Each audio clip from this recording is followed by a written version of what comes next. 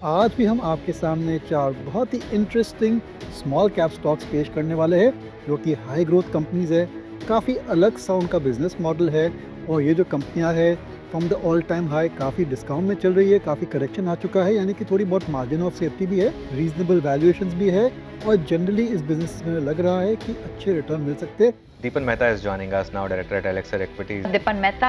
We have Dipan Mehta. Welcome on board Dipan Mehta. The Dipan Mehta. Deepan Mehta Deepan Mehta. Deepan Mehta is with us. Market big voice में दीपन मेहता। आगे जाने से पहले एक तो बहुत-बहुत धन्यवाद, आपने हमारे चैनल को इतना सपोर्ट किया है। हम ग्रेजुअल इंक्रीज़ देख रहे हैं सब्सक्राइबर्स के और कई सारे व्यूअर्स हैं, लेकिन बहुत सारे ऐसे व्यूअर्स हैं वो सब्सक्राइब नहीं कर रहे।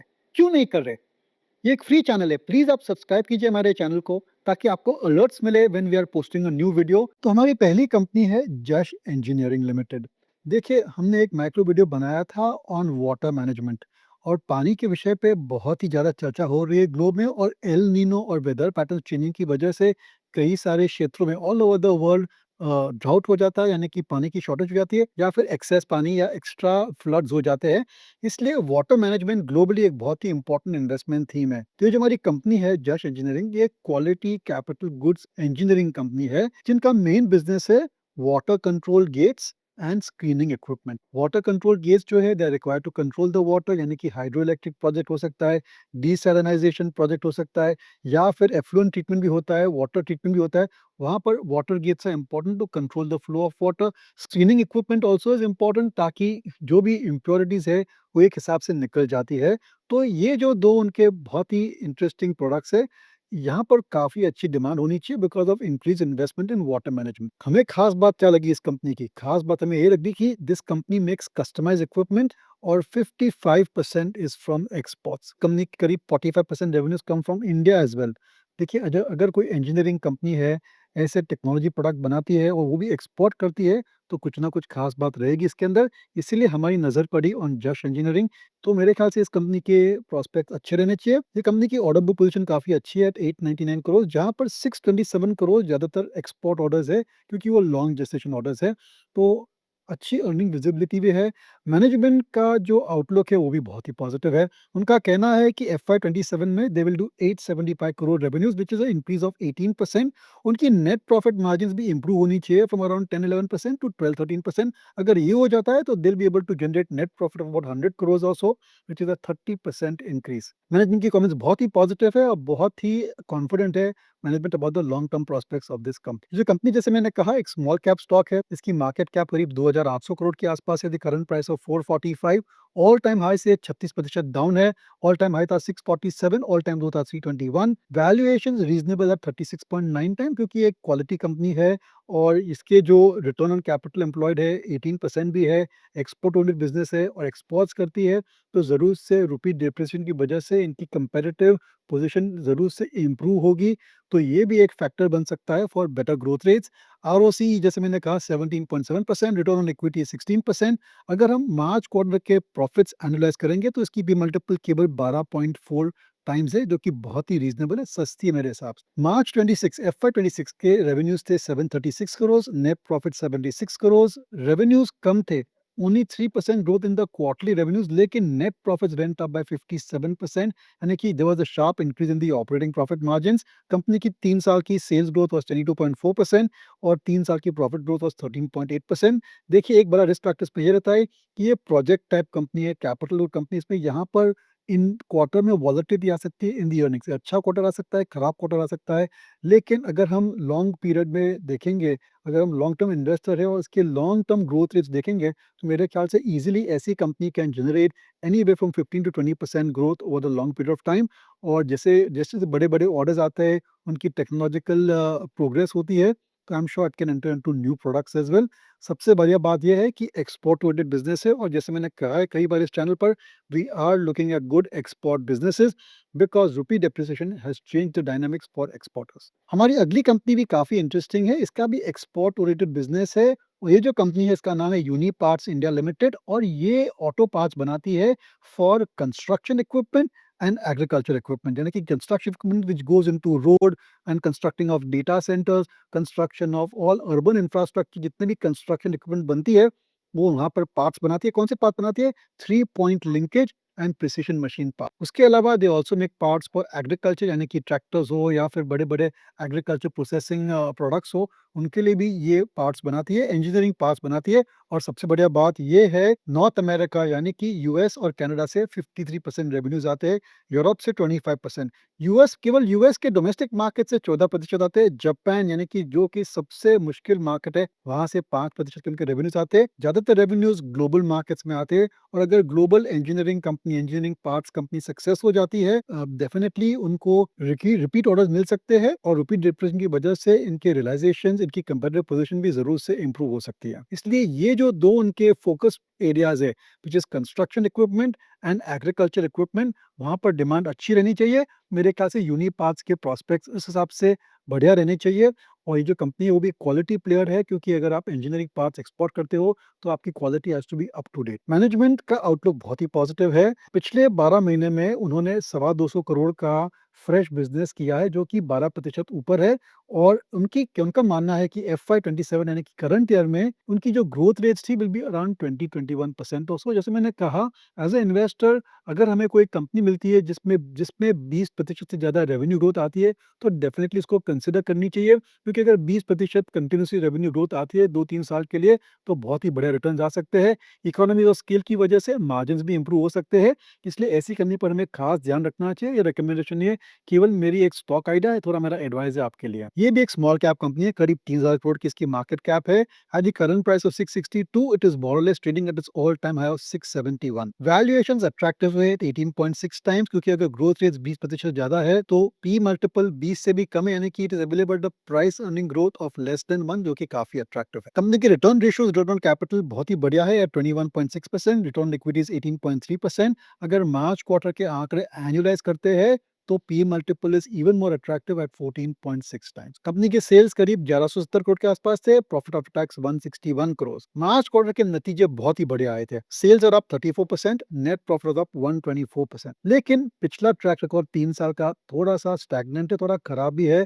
Sales growth was just down 5% year after year, profit growth down 7.83%। लेकिन देखिए, ये जो बिजनेसेस है, दे आर साइक्लिकल बिजनेसेस, और ये जो साल है FY26 और ये जो क्वार्टर है मार्च quarter, is a breakout quarter for Uniparts. इसलिए आई थिंक ये साइकिल इंप्रूव हो रही है उनके लिए।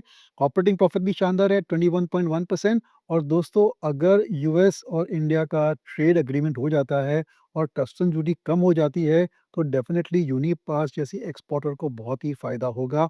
अभी भी in such high tariffs and with so much of uncertainty, इतनी सारी जियोपॉलिटिकल अनसर्टेनिटी, इतने सारे टैरिफ्स भी है, वहां पर भी ये कंपनी अगर 15-20% की ग्रोथ दिखा सकती है, तो जब एनवायरनमेंट इंप्रूव होगा then definitely growth rates also can look up. तो ये थी हमारी दूसरी कंपनी यूनिपार्ट्स इंडिया लिमिटेड। ये एक नया लिस्टिंग है, ये एक रिकमेंडेशन नहीं है, केवल आपके लिए एक इंटरेस्टिंग स्टॉक आइडिया है। एज सभी रजिस्टर्ड रिसर्च एनालिस्ट, हमने एक मॉडल पोर्टफोलियो होस्ट किया है। अगर आप इस मॉडल पोर्टफोलियो के बारे में और जानना चाहते हैं, तो ये क्यूआर कोड पर आप ज़रूर से स्कैन कीजिए। और ये मॉडल पोर्टफोलियो क्या है, कैसे चलता है, उसकी ऑब्जेक्टिव्स क्या है, ये सभी चीज़ें आपको जानकारी हम दे सकते हैं। ये एक विज्ञापन नहीं है, केवल आपकी नॉलेज के लिए है। चलिए, हमारी तीसरी कंपनी जो है वो भी बहुत ही इंटरेस्टिंग कंपनी है। हम तो जाते हैं ऑन वेरियस मेट्रोज, या फिर हम रेलवेज पे जाते हैं, रेलवे स्टेशन पे जाते हैं, कई कबार हम बस स्टैंड पे जाते हैं। कितनी सारी जो ट्रांसपोर्टेशन इंफ्रास्ट्रक्चर है वहां पर हम जाते हैं। कभी हमने देखा है कि वहां पर कई सारे एडवर्टाइजमेंट के पोस्ट आते हैं, इतने बड़े बड़े बैनर्स आते हैं कि ये खरीद लीजिए, ये ले लीजिए, ये हमारा प्रोडक्ट है। कई कबार आईपीएल की कोई भी एडवर्टाइजमेंट आ जाती है, या फिर कोई कंपनी या फिर गवर्नमेंट भी आपके सामने कई सारे मैसेजेस देती है on these big big hoardings.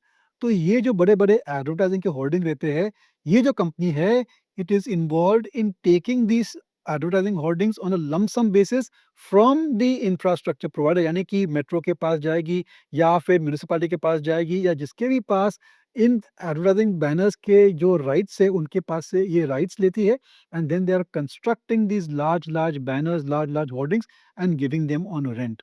जो कंपनी, इसका नाम है साइन पोस्ट, और इंडिया की amongst the top 3 providers of out of home advertising and transit art advertising. इसको आउट ऑफ होम एडवर्टाइजिंग बोलते हैं, या फिर ट्रांजिट एडवर्टाइजिंग बोलते हैं। तो आप कहेंगे ये इसमें क्या खास बात क्या है? खास बात यह है दोस्तों, कि ये जो आउट ऑफ होम एडवर्टाइजिंग है, वहाँ पर अभी भी काफ़ी अच्छी ग्रोथ आ रही है, क्योंकि जितने भी एडवर्टाइज़र्स हैं, जितनी भी कंपनियाँ which want to launch their product, उनकी स्ट्रैटेजी यही रहती है कि we will advertise digital and also we will go out of home, यानी कि उनकी ब्रांड एस्टैब्लिश हो जाती है। और ये जो कंपनी है, उसकी मैनेजमेंट की अगर आप ट्रांसक्रिप्ट पढ़ेंगे तो यू विल बी सर्टेनली, बहुत कॉन्फिडेंस आएगा आपको कि इस company is definitely on a very, very sound growth rate. 15,000 से ज़्यादा उनके इंस्टॉलेशंस है for transit and out of home advertising. 32 Indian cities में इनका प्रेज़ेंस है, 1730 एक्टिव क्लाइंट्स है और कई सारे क्लाइंट्स उनके रिपीट क्लाइंट्स हैं। मैनेजमेंट का टारगेट है कि एफवाई 27 में भी 20% की ग्रोथ रेट्स आनी चाहिए और 25 से 27% जो उनकी रेगुलर मार्जिन है, वहाँ पर प्रॉफिट मार्जिन भी बरकरार रहनी चाहिए। यानी कि अच्छी ग्रोथ रेट आ सकती है। It is a high growth sector और ख़ास बात ये भी है कि ये जो सेक्टर है which is out of home advertising, which is transit advertising, यहाँ पर there is a gradual shift from unorganized to organized players. तो साइनपोस्ट के प्रॉस्पेक्ट्स मेरे ख्याल से बहुत ही बढ़िया है। Market cap small cap company है, 1430 करोड़ की इसकी मार्केट कैप है। वैल्यूएशन अट्रैक्टिव है एट 20.4 टाइम्स। अगर कंपनी 20% ग्रो कर रही है, उसके नतीजे जो है, उसके जो प्रॉफिट्स है, दे आर ग्रोइंग एट 25%, आपको अगर 20 टाइम में मिल रही है, मेरे ख्याल से सस्ता है। P multiple is definitely attractive. Return on capital employed very, very good at 25.1%. Return on equity is good at 27.6%. अगर हम मार्च क्वार्टर के आंकड़े एनालाइज करेंगे तो valuation is even more attractive at 17 time. Sales were 576 crore, profit after tax is 70 crore. Company की जो मार्च quarter की earnings थी बहुत ही बढ़िया थी। Revenue was up by about 46%। Net profit बहुत ही ज्यादा बढ़ा था, अबाउट 2184% हायर। लेकिन कुछ अनयूजुअल आइटम्स थी इन द प्रीवियस क्वार्टर जिसकी वजह से ये हुआ था। But broadly we would say कि कंपनी इज ग्रोइंग एट 25-30% और सो। 3 साल की सेल्स ग्रोथ 20%, 3 साल की प्रॉफिट ग्रोथ 26.2%, यानी कि आंकड़े भी अच्छे हैं, इनहेरेंट ग्रोथ प्रोस्पेक्ट भी अच्छे हैं, मार्जिन और प्रॉफिट भी बहुत ही अच्छा है। मैनेजमेंट की जो आउटलुक है कि 20% ग्रोथ आनी चाहिए, ये भी काफ़ी पॉजिटिव है। और एक बार उन्होंने ये जो टाई अप कर दिया है with transit agency, with transit company, और इसीलिए ये जो बिजनेस है I think has got a very good future. हमारी आखिरी कंपनी जो है बहुत ही इंटरेस्टिंग कंपनी है और बहुत ही इंपॉर्टेंट काम करती है। It is a very very important company for all households. ये जो कंपनी है वो करती क्या है?